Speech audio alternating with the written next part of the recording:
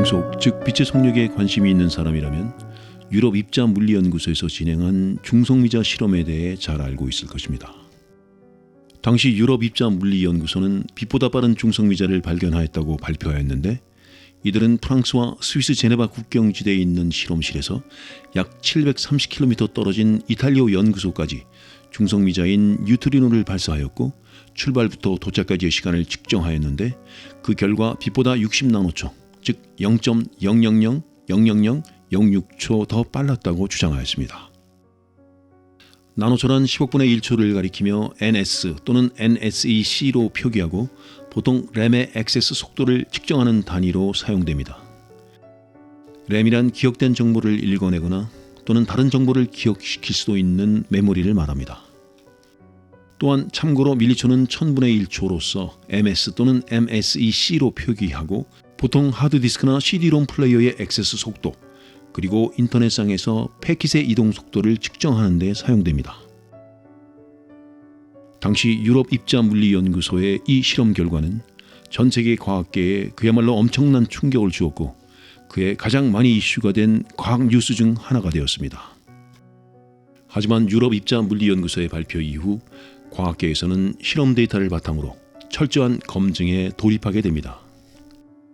그리고 이듬해 국제공동연구팀 오페라 소속 연구진은 해당 실험 과정에서 오류 가능성이 있는 두 가지를 발견하게 됩니다. 국제공동연구팀 연구진의 주장에 따르면 중성미자 실험에서 사용된 광섬유 케이블과 검출기의 메인 컴퓨터 간의 연결이 느슨하게 되어 있을 수 있었다는 것입니다.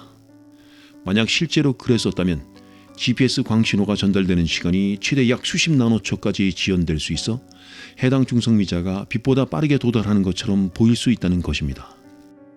또 다른 오류 가능성으로 검출기에 있는 표준식의 진동자가 정상 범위보다 조금 더 빨리 진동했을 가능성이 있다는 것인데, 이건 역시 중성미자의 속도가 빛보다 빠른 것처럼 보이게 할 수 있다는 것입니다.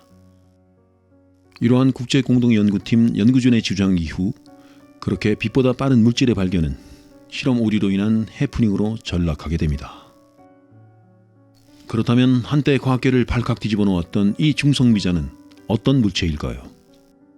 중성미자는 다른 이름으로 뉴트리노라고도 불리며 약한 핵력과 중력에만 반응하는 특징을 가진 아주 작은 질량을 가진 기본 입자입니다. 이 중성미자는 오스티아의 이론 물리학자 파울리가 처음 이 입자를 예측하고 이를 중성자로 부르기를 제안합니다. 그리고 몇 년 뒤 1932년 영국의 물리학자 제임스 체드윅이 현재 중성자를 실제로 발견하는 데 성공하고 이를 중성자로 명명합니다.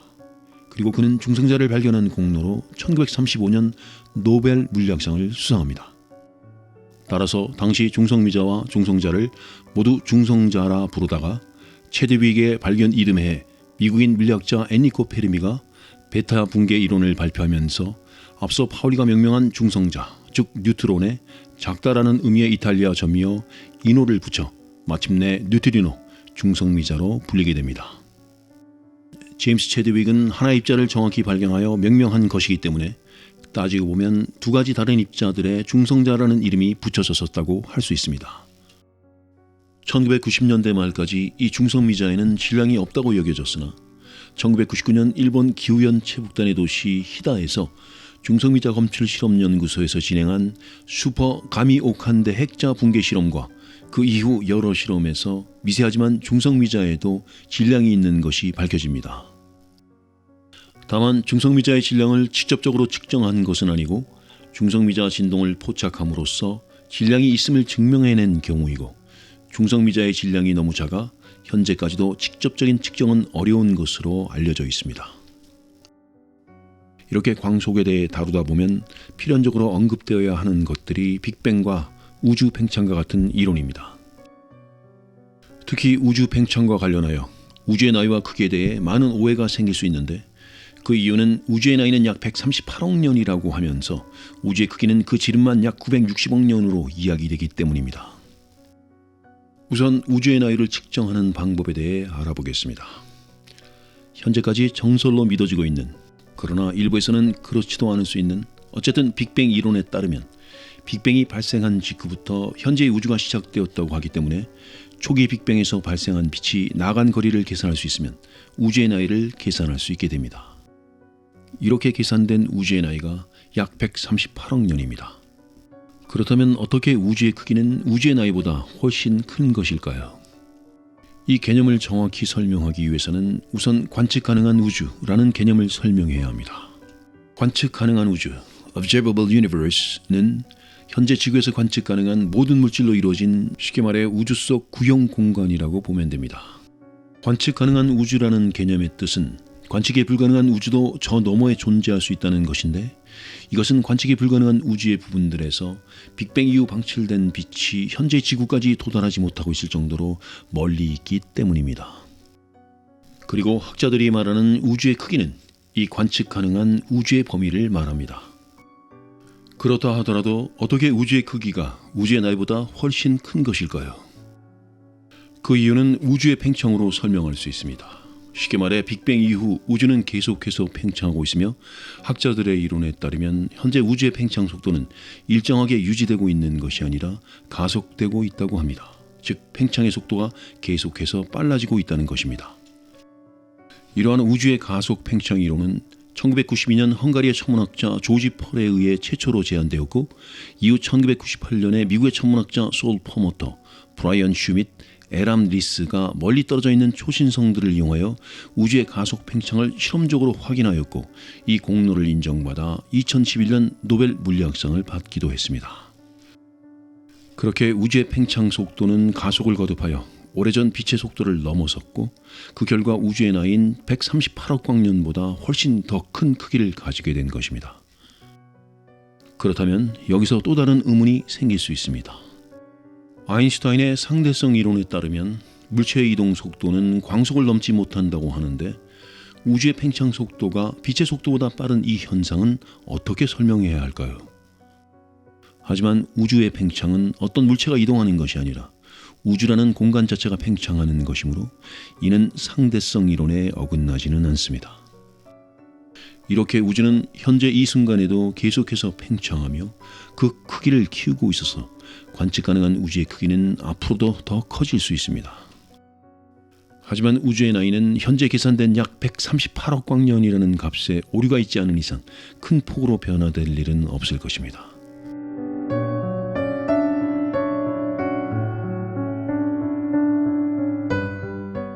이번에는 앞서 언급한 중성미자와 관련하여 주로 함께 언급되는 다른 입자들에 대해 알아보겠습니다. 먼저 반중성미자입니다. 반중성미자는 중성미자의 반입자로서 베타 분계 시 발생하는 것으로 알려져 있습니다. 여기서 반입자란 어떤 입자에 대하여 그 질량과 스핀이 같고 전하가 반대인 입자를 말하며, 모든 입자는 이 반입자를 가지고 있습니다.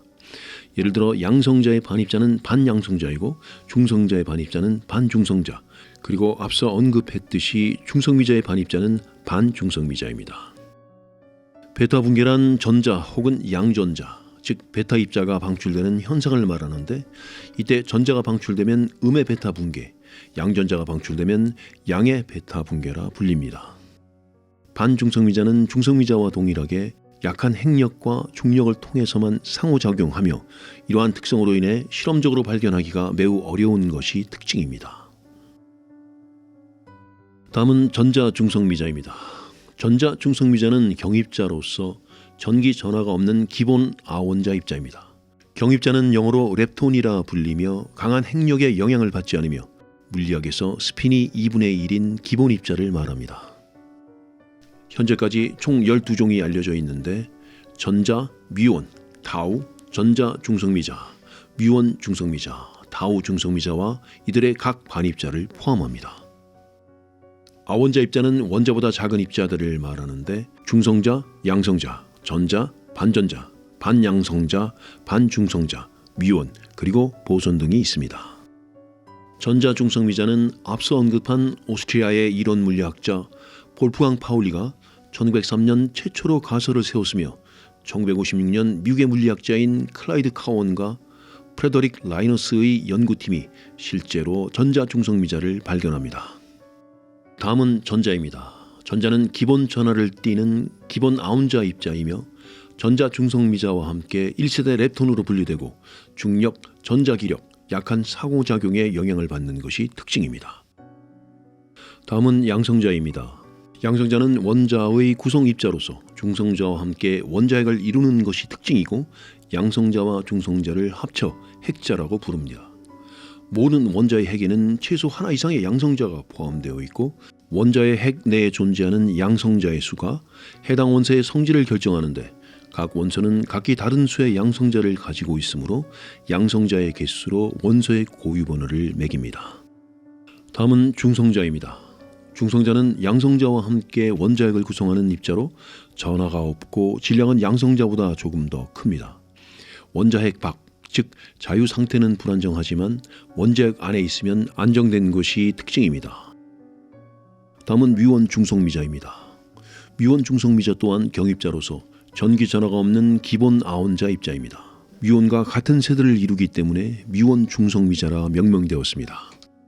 미원 중성미자는 1940년 최초로 추측된 이후 1962년 미국의 물리학자인 리언 레더만, 멜빈 슈워츠, 잭 스타인버거가 공동으로 발견하였으며 이 공로를 인정받아 1988년 노벨 물리학상을 수상합니다. 다음은 미원입니다. 미원은 미원 중성미자와 함께 3세대 렙톤으로 분류되며 기본 아원자 입자이자 경입자로 분류되는 입자입니다. 미온의 수명은 2.2 마이크로초로 수명이 매우 짧고 불안정하여 빨리 붕괴되는 것이 특징입니다. 1 마이크로초는 100만 분의 1초입니다. 묘입자는 1936년 미국의 물리학자 칼 데이비드 앤더슨과 세스 네더마이어가 우주선을 연구하던 중 발견되었습니다. 당시 자기장 내에서 다른 입자들과 다른 움직임을 보이는 입자를 발견하였지만 정확히 존재를 입증해내지는 못했는데 이후 1997년 미국의 물리학자 J.C. 스트리트와 E.C. 스티븐슨의 안개상자 실험을 통해 그 존재가 실제로 입증됩니다. 다음은 타우 중성미자입니다. 타우 중성미자는 기본 아원자 입자로서 전기 전하가 없는 경입자입니다. 타우 중성미자는 타우와 함께 렙톤 3세대를 구성하며 타우 중성미자는 1974년과 1977년 사이에 미국의 물리학자 마틴 루이스 펄이 그의 동료들과 진행한 실험에서 타우 입자를 발견하였고 그 직후 타우 중성미자의 존재 가능성을 처음으로 추측하였습니다. 다음은 타우입니다. 타우 입자는 타우 중성미자와 함께 제3세대 렙톤이고 렙톤 가운데 가장 무거운 질량을 가진 것이 특징입니다. 또한 타우 입자는 강입자로 붕괴하는 유일한 렙톤으로 알려져 있는데 이는 다른 렙톤에 비해 붕괴에 필요한 충분한 질량을 가지고 있기 때문입니다. 타우 입자는 앞서 언급한 미국의 물리학자 마틴 루이스 펄과 그의 연구진에 의해 발견되었는데 그는 훗날 타우 입자를 발견한 공을 인정받아 1995년 노벨 물리학상을 수상합니다.